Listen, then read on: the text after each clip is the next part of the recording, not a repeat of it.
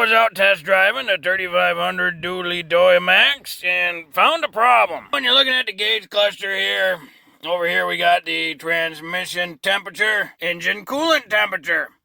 That gauge only went up 2 clicks, as in 2 of those dashes. Mongo was running the truck for quite a while. That's not good. That means that engine not getting up to temp. It should hover somewhere about middle, maybe 200 to middle, but definitely should be getting above 160. It also took quite a while to get some heat out of the vents. Now, if the engine's struggling to get up to temperature, most likely you need a thermostat because it's probably stuck open. As in, it's not blocking or keeping the coolant in the engine to get it warmed up to temperature. It's just free flowing through the radiator back into the engine, and it's nearly not getting hot enough. Thermostats on a Duramax are right under here, and there's 2 of them. There's one thermostat for the engine coolant, and then one thermostat for the cabin, or the cab, the passenger area, or whatever. Other Duramaxes may be a little different. This is a 2003. To figure out what engine you got, you can open your glove box here and look at the RPO sticker right in there. Now, most all GM engines start with an L. This is alphanumerical ordered. And you can see right there, LB7. Now you'll also notice Mongo's got an upper radiator hose here. Just picked up from the AutoZone. And that's because, while inspecting this to see if there's anything weird going on, Mongo followed the thermostat housing up to this little neck, over to the upper radiator hose, and right here, you can kind of see that upper radiator hose is wearing a mark from where it rubbed onto that master cylinder. So when that hose got big from heat, it expanded, and you can see there's a nice groove that matches the master cylinder right there. Probably when you need the truck the most, it's going to fail. While we got the coolant out, we're going to go ahead and replace that hose. We're actually going to start on the passenger front wheel. And if we tuck in behind here, right there's our lower radiator hose, and right next to it is the little drain valve. That's how we're going to drain the coolant out. Get a little more space in here if you turn the wheel all the way to the right. You can really easily get in here, and then you don't have to do this at all, but Mongo is going to pull out a couple of these push Christmas tree clips, maybe. And the only reason to do that is Mongo needs to get the camera in there. So you don't have to do this, just Mongo's doing it so you can see a little better. So we're just gonna twist this to the left. And the coolant starts to come out. Now we don't have to drain the entire radiator. We gotta drain coolant at least below this upper radiator hose. And then you can imagine the thermostat's right here, so you got to get below there. If you want it to drain faster, open up coolant system cap, because as the fluid starts to drain out the bottom, it creates a vacuum in here, so it'll only drain so much before it just stops. That's when the vacuum pressure inside the system is too great. So by opening that, the coolant will drain out the bottom faster. While that's draining, Mongo's going to get this air reservoir thing taken off. Mongo calls it an air reservoir because this is just a volume of air. The actual induction system is here, and the turbo inlet's right there. Should just be a rubber grommet, in the back, and that can get out the way. We do have a little coolant hose. It goes from here into the turbo right out back. We'll have to carefully remove that.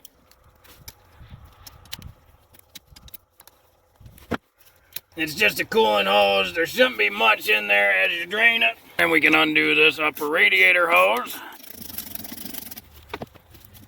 That's been on there a while, evidently. Then we can go ahead and get this upper radiator hose off. Oh yeah, just a little residual. We can see it a little better right there. That's not a good thing. That creates a weak spot in the hose, and that'll blow out for sure. Probably while you're doing 70 down the highway and the engine's nice and hot. We will take these clamps off because we'll save them and reuse them. This big metal bracket here, probably gonna have to get it out the way. That's a 13 millimeter bolt. And on the other side is another 13 millimeter bolt, but these computer harnesses are in the way. So we'll just, push in these little tabs. And we'll just disconnect them, get them out the way. So we got a little bit more room. Gonna need a little, look like a 5 millimeter Allen. These aren't crazy tight, and when you put them back in, they don't need to be crazy tight. They're just holding down a little connector, but don't lose them little 5 millimeter Allen bolts. But now we can wiggle that out the way, and we can get that other 13 millimeter strap bolt. Looks like there was a little washer on that bolt, that little guy. Not sure if that's original or just that's what somebody put on it. Looks like there's a washer on this one as well. Mongo didn't got plenty of drain, so we're just gonna tighten that plug back up. Doesn't have to be crazy tight. It's gotta be tight enough to where it don't leak. But you don't have to like reeve it on with the pliers or nothing. It's just plastic plug, plastic threads, plastic housing. So just give her the old good and tight, as long as it doesn't leak. The other end of this black pipe here, right, this is our thermostat housing. There's a 12 millimeter bolt right there. Mongo, pretty sure it's just that one 12 millimeter bolt and then a big O-ring in there. So that's pretty common GM style. Once you get it around all the wire harnesses and everything, just a great big O-ring on it. She looked pretty dry, so Mongo will throw some O-ring lube on it when we reassemble. Now we got lots of space to get to this thermostat housing. These are 12 millimeter. Oh, that AC line thing. Oh, no, she's clear right there. Sorry about that. Mongo keep knocking the camera over.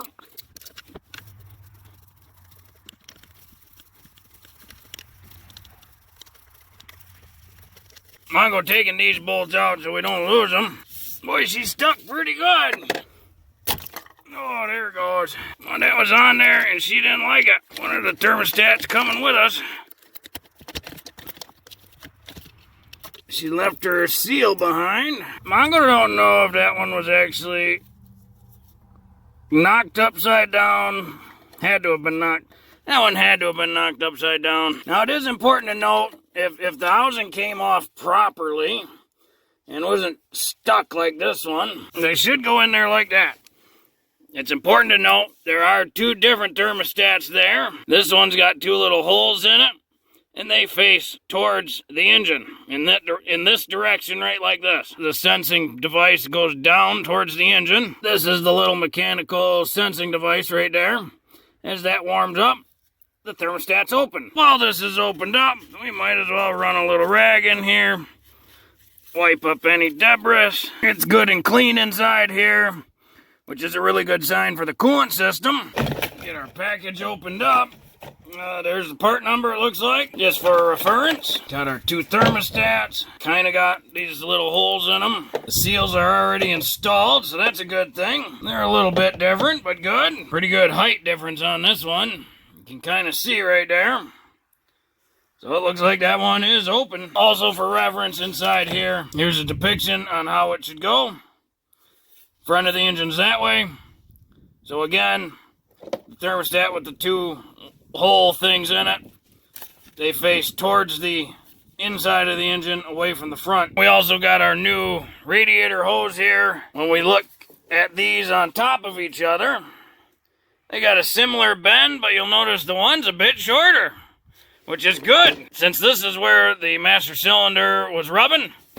By shortening that up a little bit, it should pull that hose away from the master cylinder, so that way it doesn't rub. So we get this one installed right there. We make sure these two little dots are pointing towards the middle of the engine, away from the front of the engine. Probably doesn't have to be exact, but Mongo's kind of a goof. Now this one doesn't have two supports to line up in this direction, so Mongo's flipping it and using these as the lineup. just like that. Make sure they're seated all the way down. We're going to give this side a little wipe down with the rag. Clean up any debris. It's got a little bit of gunk on it. Now we'll throw our housing back in here. Now that you got thermostats in there, try not to displace them in any way. And we'll run these back into place. Now these only get torqued to 15 foot-pounds. So it's not very much at all. Don't over-torque it, because it's possible to, too much torque down there. You could displace the seals a little bit, which will cause them to leak, and that's not good.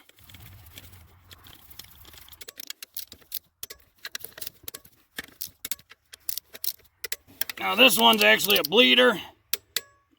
Torquing that to 15 as well. Mongo's gonna lube up that O-ring with some basic Parker O-ring lube. Squeeze some on there. That probably just fine. And spread it around the whole O-ring. We'll have to watch our harnesses. Make sure we get it above and below and wherever it's got to go. And then that slid into place really nice and easy. Get our teeny tiny bolt back in there. Be sure not to force that little bolt and cross thread it. It's just a tiny bolt. It'll cross thread super easy. And Mongo's just doing 15 foot-pounds on that as well. Throw this hose back in for the turbo coolant. Just gonna make sure it lined back up where it was. Because Mongo style. And we can get these bolts in here. Mongo just gonna torque them to 15 foot-pounds as well. Why not? And we can line up our connectors again. Get that little 5mm Allen head bolt in there. Mongo just giving these the old good and tight. Just giving her a good oomph, Then we can reconnect our connectors. Oh, Mongo's recording got messed up a little bit, but we get the upper radiator hose installed. It all went just fine, just like you could imagine. Put the radiator hose on the upper part of the radiator. Get the clamp about halfway, front of the bulge about right there. Rear's there. Clamp goes in the middle. Get the hose on this back part. Again, bulge is here. We're going to tighten that one down. Mongo like right there. Got good space to the connector. A little easier to see. And with this hose, you can see there's at least a good finger gap in between. So that means when this expands, it's not going to rub on that master cylinder. So we will not have a failure there. Mongo quite happy about that. Put our air snorkel reservoir air resonator thing back in. This does not need to be crazy tight. Get her snug. Give her a good oomph. Perfect. If you kept your coolant nice and clean, you can just reuse it. If you didn't, just, buy some new coolant. Mongo kept his coolant nice and clean, so we're going to reuse it. So luckily for Mongo, it already mixed, and whatever came out is going to go back in, and Mongo knows it'll fit. So we're just going to top her off. Unfortunately, it got dark real quick, and Mongo's buddy needs the truck, so we got to keep going. Just gonna be a little darker now. Mongo got a whole bunch of coolant in the reservoir there. Now, we can open up this bleeder bolt. Now, you can leave this open while you're filling it. Dealer choice. The main thing, though, is at least get that open. And then you keep filling the reservoir until coolant comes out of there. That makes sure all the air got bled out.